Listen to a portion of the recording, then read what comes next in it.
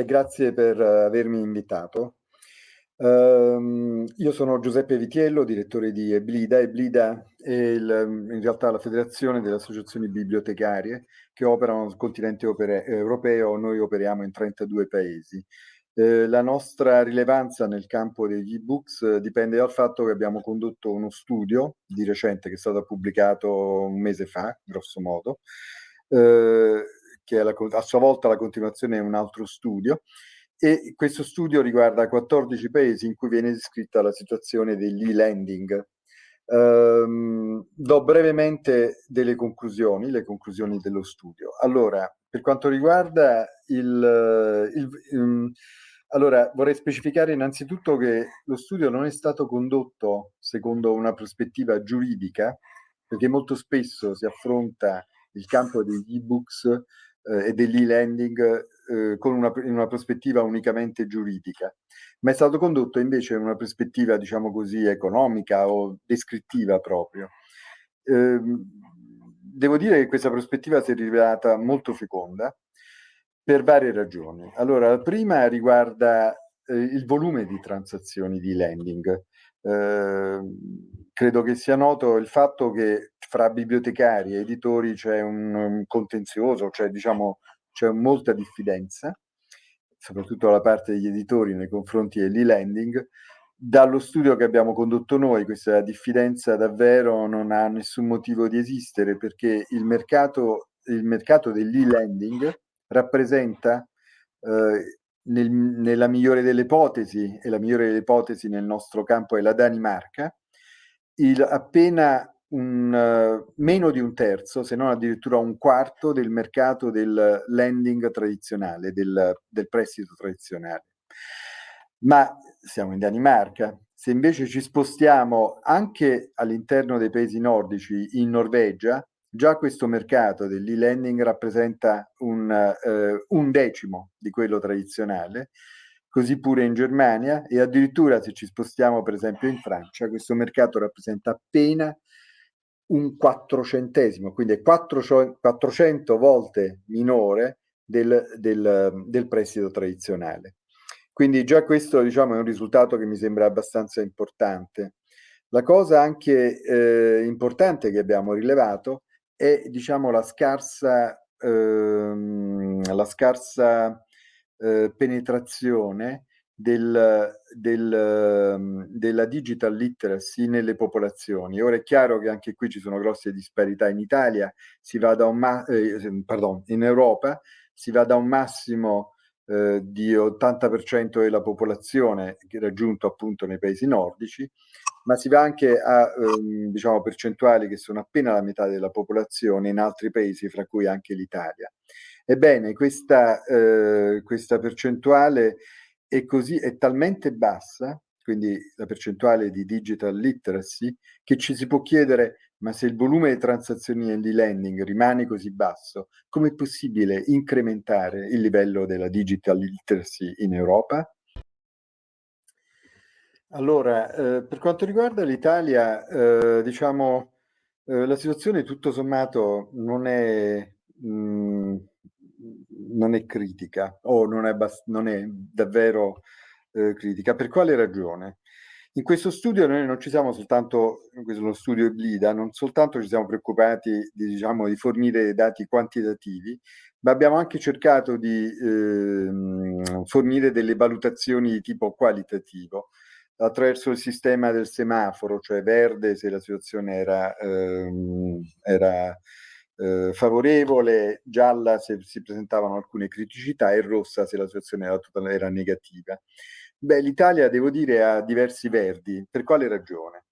Allora, innanzitutto perché esiste in Italia un aggregatore nazionale, questo aggregatore si chiama MLOL ed è, devo dire, bene organizzato, insomma, ha contratti con la maggior parte degli editori e ben radicato anche sul territorio per quanto riguarda le biblioteche. Questo è un notevole vantaggio perché ci sono per esempio paesi, e non parlo soltanto di paesi dove non esiste e-lending, paesi come la Romania ad esempio, ma parlo anche di paesi, diciamo, anzi molto evoluti dal punto di vista delle biblioteche, come ad esempio la Spagna, dove però manca un aggregatore nazionale per varie ragioni, molto spesso amministrativo. L'altro fattore vantaggioso per l'Italia è che questo aggregatore è indipendente.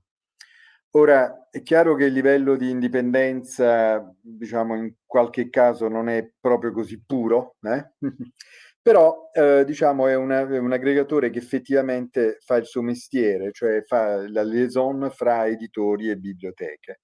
E questo è sicuramente un fattore di vantaggio.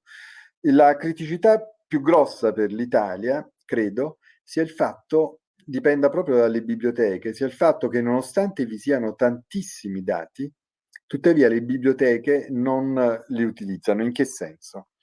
Allora, diciamo che c'è un paradosso nella ricerca di un aggregatore nazionale, perché in realtà le biblioteche, in particolare le biblioteche pubbliche, che sono i maggiori clienti per l'aggregatore nazionale, hanno un mercato hanno una fascia di utenza che è locale, quindi c'è già questa contraddizione. In qualche modo le biblioteche sono espropriate dei dati in loro possesso, per dirla in termini più semplici, mentre prima le biblioteche conoscevano i loro utenti, oggi le biblioteche non conoscono più i loro utenti. Questo è sicuramente un fattore grave, ma che può essere compensato attraverso la restituzione, fra virgolette, dei dati sull'utenza, dati quantitativi, a volte nonostante diciamo le questioni di privacy, a volte anche qualitativi, per esempio maschi, femmine, no? Parlo di statistiche. Ebbene, attraverso la restituzione di questi dati dal livello centrale al livello locale. Ora, paradossalmente, le biblioteche non li chiedono questi dati e questo credo sia un fattore grave perché in qualche modo le biblioteche sono un po' alienate in questo processo. Il fatto stesso, questo credo sia il fattore più grave. Naturalmente c'è anche un fattore di disponibilità economica, perché l'Italia è fortemente, vi sono in Italia disparità regionali enormi. Questo è molto bene sottolineato da MLOL, da Giulio Blasi, che è il direttore di MLOL, fra sud e nord, ma ed è questo che ci piace anche dimostrare, vi sono disparità regionali anche fra l'Italia e il resto dell'Europa. Giulio Blasi, per esempio, fa spesso il caso di una situazione di Berlino, la città di Berlino ha un volume di transazioni che è equivalente al volume di transazioni dell'Italia intera. Per quanto riguarda le prospettive, io trovo che da un lato, diciamo, una prospettiva sicura è quella sicuramente che le biblioteche si riavvicinano di nuovo all'utenza e non si sentano più espropriate di questi dati. E ripeto, lì non c'è malevolenza, insomma, cioè, lì veramente si tratta proprio di studiare con l'aggregatore il modo di restituzione dei dati e quali dati. L'altra prospettiva, e questo vale a livello generale, è quello di mantenere l'indipendenza dell'aggregatore e soprattutto, per quanto è possibile, di riappropriarsi della funzione di aggregazione anche per quanto riguarda le biblioteche. In che modo? Attraverso delle aggregazioni di tipo locale in cui a risorse a pagamento siano affiancate risorse in libero accesso. Credo che questo sia il fattore di sviluppo e più importante, e mi piace dire che è questo anche che marca la differenza del mercato degli ebook dal mercato della comunicazione scientifica editoriale, in cui invece si è assistito a una concentrazione non soltanto orizzontale, quindi un sistema oligopolistico, ma soprattutto anche verticale, con attori che posseggono sia la produzione sia la distribuzione e dunque l'aggregazione dei contenuti.